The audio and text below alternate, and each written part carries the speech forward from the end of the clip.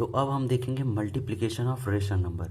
इससे पहले वीडियो में हमने एडिशन और सब्ट्रैक्शन ऑफ रेशनल नंबर देख लिया था। अब देखेंगे मल्टीप्लिकेशन ऑफ रेशनल नंबर। तो मल्टीप्लिकेशन जैसे सिंपल नंबर का करते हैं, जैसे कि क्या करते हैं 2 इंटू 3 इक्वल टू 6 होता है। इस तरीके से हम रेशनल नंबर का करते हैं, और 2 और 3 एक रेशनल नंबर है भी। तो 2/3 जैसे कोई नंबर ले लेते हैं, उसमें इंटू करते हैं 3/4 का, ठीक है। तो ये एक रेशनल नंबर है। तो इसमें जब ये दोनों इंटू करेंगे तो भी एक रेशनल नंबर आएगा, जैसे 2 3 जा 6 एंड 3 4 जा 12। और इसको और स्टैंडर्ड फॉर्म में लिखते हैं, ठीक है। इसका स्टैंडर्ड फॉर्म क्या हो जाएगा 1/2। तो इस तरीके से होता है मल्टीप्लिकेशन ऑफ रेशनल नंबर। अब उसके कुछ प्रॉपर्टीज होती हैं, उससे पहले कुछ और एग्जांपल लेके चेक कर लेते हैं। जैसे कि 2/5 इंटू -6/7। तो इसका क्या होगा 2 6 जा 12, और उसके साथ क्या है माइनस है तो माइनस लग गया, 5 7 जा 35। तो इस तरीके से मल्टीप्लिकेशन किया जाता है। अब देखते हैं इसके प्रॉपर्टीज़ क्या क्या होती हैं। सबसे पहली प्रॉपर्टी जो होती है वो होती है क्लोजर प्रॉपर्टी। एडिटिव एडिशन में भी हमने देखा था कि क्लोजर प्रॉपर्टी होती है। क्लोजर प्रॉपर्टी क्या होती है, यानी एडिशन में जो था कि दो नंबर्स का अगर हम ऐड कर रहे हैं तो उसको किसी भी ऑर्डर में लिख सकते हैं। सिमिलरली यही कंडीशन यहाँ भी रहती है, यानी कि मतलब प्रॉपर्टी तो वही है ना क्लोजर, तो कंडीशन भी वही रहेगी। यहाँ भी क्या होता है कि दो अगर नंबर को मल्टीप्लाई किया जा रहा है, दो रेशनल नंबर को अगर मल्टीप्लाई कर रहे हैं, जैसे a इंटू बी कर रहे हैं, ठीक है, तो उसको हम b इंटू ए भी लिख सकते हैं, ठीक है। जैसे 3 इंटू 2 ये क्या होगा 6, और 2 इंटू 3 ये भी तो 6 होगा। यानी इसके ऑर्डर को अगर हम चेंज कर रहे हैं, इसके ऑर्डर को हम चेंज कर रहे हैं तो आंसर में कोई चेंज नहीं होता है, ठीक है। तो इसलिए इसे कहते हैं कि ये क्लोजर प्रॉपर्टी मल्टीप्लिकेशन में भी फॉलो होता है। तो जैसे हमने ऊपर एग्जांपल लिया था 2/3, तो यहाँ भी यह लीजिए 2/3 और 3/4, ठीक है। 2/3 इंटू 3/4 ये क्या आया 6/12। अब मैं करता हूँ 3/4 इंटू 2/3, तो ये क्या आएगा 2 3 जा 6 और 4 3 जा 12। तो आंसर सेम आया ना, ठीक है। तो इसलिए कहते हैं कि ये क्लोजर प्रॉपर्टी फॉलो करता है, यानी ऑर्डर को चेंज कर देंगे, ठीक है। जो लिखने का ऑर्डर है उसको इधर उधर कर देंगे तो उसमें कोई दिक्कत नहीं है, आंसर हमारा सेम आने वाला है। उसके बाद आते हैं हम कम्यूटेटिव प्रॉपर्टी। अब कम्यूटेटिव प्रॉपर्टी होती क्या है, कम्यूटेटिव प्रॉपर्टी हमको पता है कि एडिशन में भी था, वहाँ क्या होता है 2 rational number can be multiplied in any order, ठीक है। यहाँ ये है कि 2 rational number can be multiplied in any order, वहाँ था can be added in any order. तो मतलब कि दो रेशनल नंबर को किसी भी ऑर्डर में ऐड कर सकते हैं। ओ सॉरी, जो हमारा कम्यूटेटिव प्रॉपर्टी होता है वो ये होता है, ठीक है, कि दो किसी भी इसके ऑर्डर को चेंज कर सकते हैं।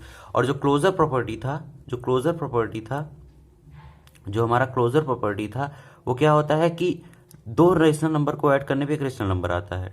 सॉरी, वो तो एडिशन में था कि दो रेशनल नंबर को ऐड करने पे रेशनल नंबर आता है, और यहाँ पे क्या रहेगा दो रेशनल नंबर को मल्टीप्लाई करने पे एक रेशनल नंबर आएगा। जैसे हमने 2/3 इंटू 3/4 किया तो 6/12 आया। तो ये भी क्या है एक रेशनल नंबर ही है ना, इसको स्टैंडर्ड फॉर्म में लिख दिए, स्टैंडर्ड फॉर्म में लिखने पे इसको 1/2 आया, तो ये भी एक रेशनल नंबर है।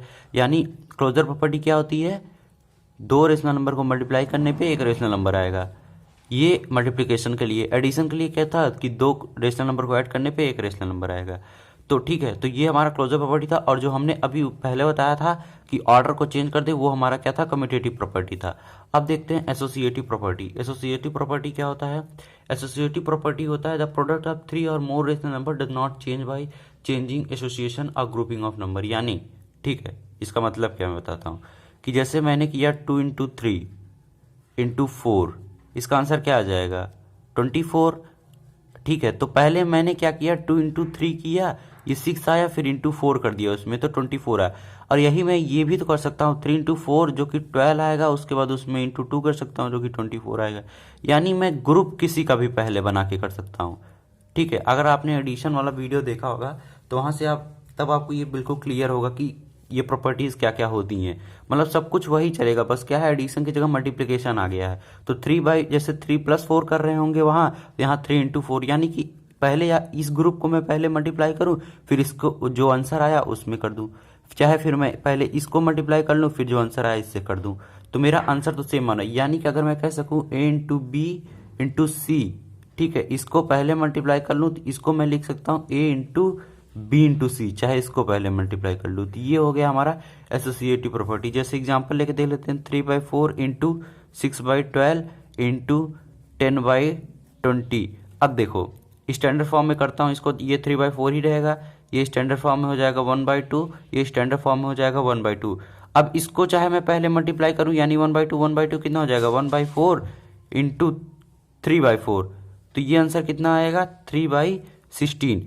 अब चाहे मैं इसको और इसको पहले करता हूँ 3/4 इंटू 1/2, ये कितना आएगा, ये आएगा 3 और 8। फिर उसके बाद इसमें क्या है 1/2 से कर देता हूँ, तो ये क्या आ जाएगा, ये आ जाएगा 16 नीचे और इधर 3 आ जाएगा। ठीक है, तो देखिए 3/16 और 3/16 दोनों जगह तो सेम ही आया ना, तो यानी ये होती है एसोसिएटिव प्रॉपर्टी, यानी पहले किसी की भी ग्रुपिंग करके हम लोग कर सकते हैं। तो हमने क्या क्या देखा, क्लोजर प्रॉपर्टी क्या होती है कि दो रेशनल नंबर को मल्टीप्लाई करने पे रेशनल नंबर आता है। कम्यूटेटिव प्रॉपर्टी क्या होती है कि इसके ऑर्डर को किधर भी चेंज कर सकते हैं, आंसर में कोई चेंज नहीं होगा। एसोसिएटिव प्रॉपर्टी क्या होता है, एसोसिएटिव प्रॉपर्टी होता है कि हम किसी को नंबर रेशनल नंबर के किसी दो रेशनल नंबर को पहले ग्रुप कर लें या फिर किसी बाद वाले को ग्रुप करके पहले सॉल्व करें, लेकिन हमारे आंसर में इसमें कोई चेंज नहीं है। Identity element property, identity element property क्या होता है, आइडेंटिटी मतलब कि वही सिमिलर नंबर हमको मिले। ठीक है, जैसे एडिशन में क्या होता था, एडिशन में जैसे 2 है, ठीक है, 2/3 ये एक रेशनल नंबर है, तो मुझे यही सेम रेशनल नंबर चाहिए, तो मैं क्या करूं, एडिशन में मैं क्या ऐड करूं कि यही सेम मिल जाए, तो 0 ऐड कर देता था तो वही मिल जाता था। तो इस तरीके से मल्टीप्लिकेशन में क्या करेंगे, तो ऐसा हम क्या मल्टीप्लाई करें कि हमको सेम नंबर मिल जाए। तो 2/3 में अगर मैं 1 से मल्टीप्लाई कर दूंगा तो 2/3 ही तो मिलेगा। किसी भी नंबर में 1 से मल्टीप्लाई करने पे हमको वो सेम नंबर मिलता है, इट्स द नंबर मिलता है। ठीक है, तो यही होता है आइडेंटिटी एलिमेंट प्रॉपर्टी, मतलब वही सिमिलर नंबर मिले। एडिशन वाले में क्या करना पड़ता था, मुझे 0 ऐड करना पड़ता था, और मैं सब्ट्रैक्शन वाले में क्या करूंगा, मैं 0 माइनस करूंगा। मल्टीप्लिकेशन में क्या करूंगा, 1 से मल्टीप्लाई करूंगा। ठीक है, और डिवीजन वाले में क्या करूंगा, वही सेम नंबर पाने के लिए वहां भी 1 से डिवाइड करूंगा मैं। ठीक है, अब देखिए मल्टीप्लिकेटिव इनवर्स प्रॉपर्टी क्या होती है, जैसे हमने पढ़ा था कि 2/3 को एडिटिव इनवर्स जब करते हैं तो -2/3 हो जाता है, मतलब इसका साइन चेंज हो रहा है, एडिशन और एडिशन से वो सब्ट्रैक्शन वाले साइन में आ रहा है। तो इस तरीके से मल्टीप्लिकेटिव इनवर्स जब करते हैं ना, तो 2/3 है ना, तो इसको पूरा रेसिप्रोकल कर देते हैं, यानी 3/2 कर देते हैं। ये इसका होता है मल्टीप्लिकेटिव प्रॉपर्टी।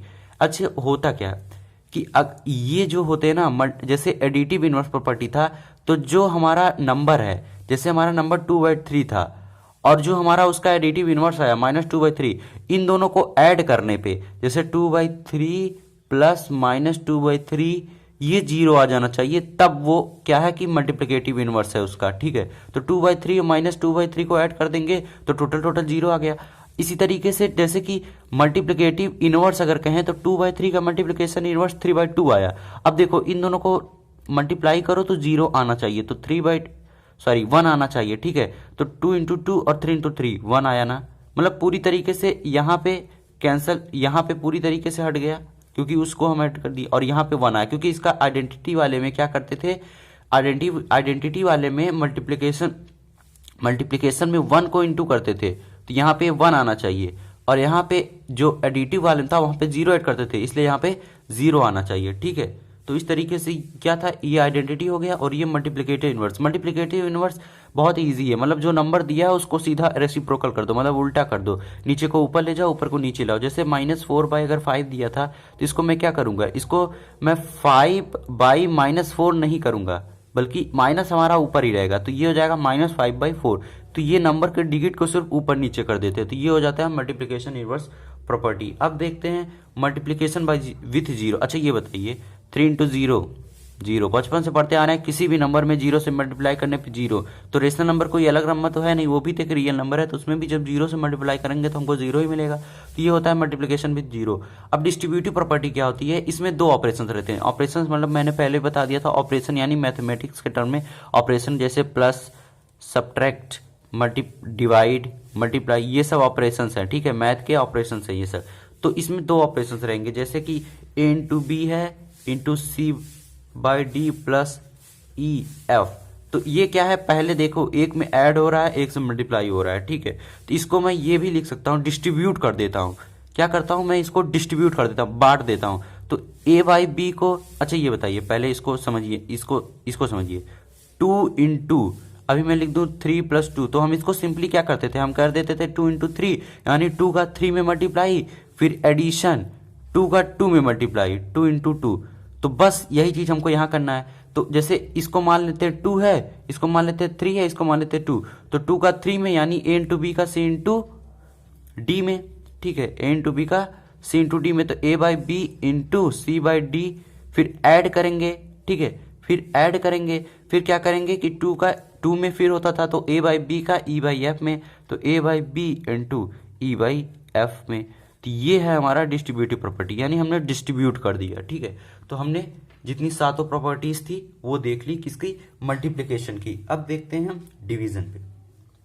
अब देखते हैं डिवीजन ऑफ रेशनल नंबर, ठीक है।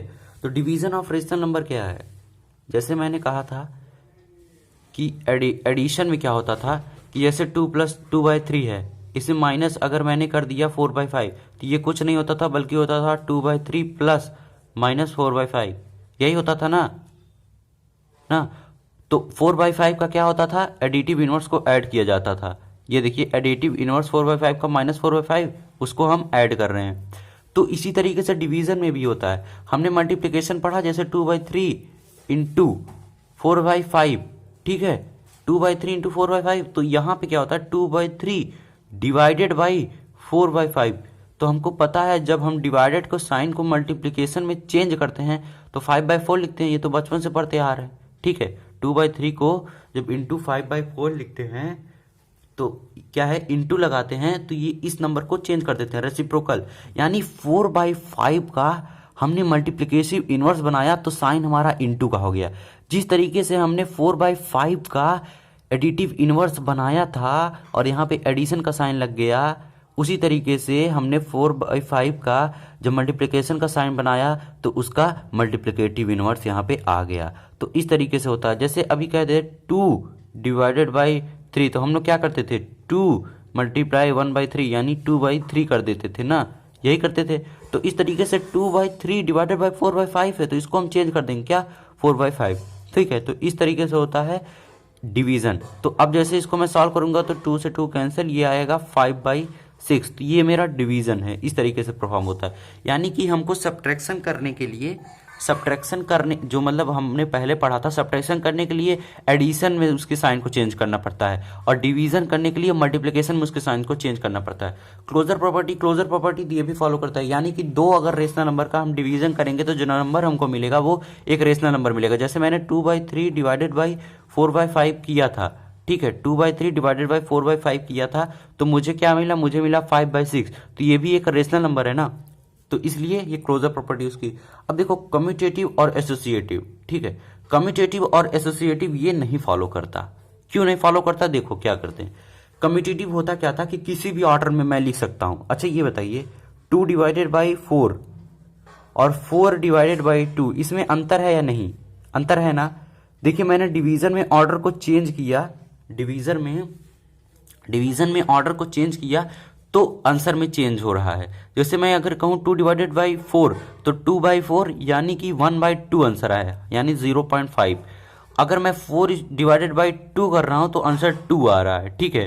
तो देखिए यहाँ पे 0.5 और यहाँ पे 2, यानी अगर मैं 2 डिवाइडेड बाई 4 और 4 डिवाइडेड बाई 2 ये दोनों एक नहीं है, यानी a डिवाइडेड बाई b, अगर कोई a divided by b does not equal to b divided by a, ठीक है। ये होती है कम्यूटेटिव प्रॉपर्टी हमारी होती थी। और एसोसिएटिव प्रॉपर्टी भी नहीं। देखिए अभी कह दूं 2 डिवाइडेड बाई 2 और नहीं 4 डिवाइडेड बाई 2 और डिवाइडेड बाई 2, ठीक है। तो मैं पहले अगर इसको डिवाइड करता हूं क्या आएगा, इसको डिवाइड करूंगा तो 2 आ जाएगा यहाँ पे, और 2 डिवाइडेड बाई 2 क्या आ जाएगा, 1 आ जाएगा। अब जैसे मैं यही करता हूँ 4 डिवाइडेड बाई 2 डिवाइडेड बाई 2, ठीक है। तो पहले मैं इसको डिवाइड कर लेता हूं, इसको डिवाइड करूंगा 2 × 2, तो 4 डिवाइडेड बाई 1 आया। अब इसका आंसर क्या आ रहा है, 4 आ रहा है। तो देखिए ये एसोसिएटिव नहीं, यानी इसको हम अगर ग्रुपिंग को चेंज कर देते हैं, अगर हम ग्रुपिंग को चेंज कर देते हैं तो आंसर में चेंजिंग आ जाएगी, यानी जो ग्रुपिंग हमको पहले से दी रहेगी उसी ग्रुपिंग में हमको सॉल्व करना है। ग्रुपिंग चेंज करने पे आंसर चेंज हो रहे हैं, ठीक है। तो कम्यूटेटिव और एसोसिएटिव ये नहीं फॉलो कर रहा है। अब प्रॉपर्टी ऑफ 1 एंड -1 क्या होता है, देखिए प्रॉपर्टी ऑफ 1 ये होता है आइडेंटिटी लॉ, जो हमने वहां ऊपर देखा था मल्टीप्लिकेशन में। तो अगर किसी नंबर में मैं 1 से डिवाइड करूँ तो मुझे अल्टीमेटली वही नंबर मिलेगा। जैसे 2 डिवाइडेड बाई 1 तो मुझे क्या मिल रहा है 2, तो ऐसे मैं कह दूंगा 3/2 डिवाइडेड बाई 1 तो क्या मिल जाएगा मुझे 3/2 यानी वही नंबर मिल रहा है। ठीक है, ये हो गया प्रॉपर्टी ऑफ 1। और -1 की प्रॉपर्टी क्या होती है, ये होता है जैसे वहां होता था मल्टीप्लिकेटिव इनवर्स, तो यहीं पे यहाँ कह सकते हैं डिवीजन वाला इनवर्स है। ठीक है, ये तो क्या करेंगे, जैसे 3/2 है तो उसमें मैं डिवाइड कर दूं -1 से, -1 से मैं डिवाइड करूंगा तो ये हो जाएगा -3/2। ये क्या हो जाएगा -3/2, यानी वहां पे जिस तरीके से एडिशन में जिस तरीके से एडिटिव इनवर्स हो जाता था, तो यहाँ भी जो नंबर दिया रहेगा उसमें इससे -1 से डिवाइड करने पे वो भी क्या हो जाएगा -3/2। ठीक है, जिस तरीके से एडिशन में एडिटिव इनवर्स होते थे 3/2 को -3/2 आ जाता, इसमें -1 से मल्टीप्लाई करेंगे। जैसे 2 है तो 2 में -1 से मल्टीप्लाई करने पे क्या हो जाएगा -2, आगे माइनस लग गया, बस सिंपल यही है -1 की प्रॉपर्टी।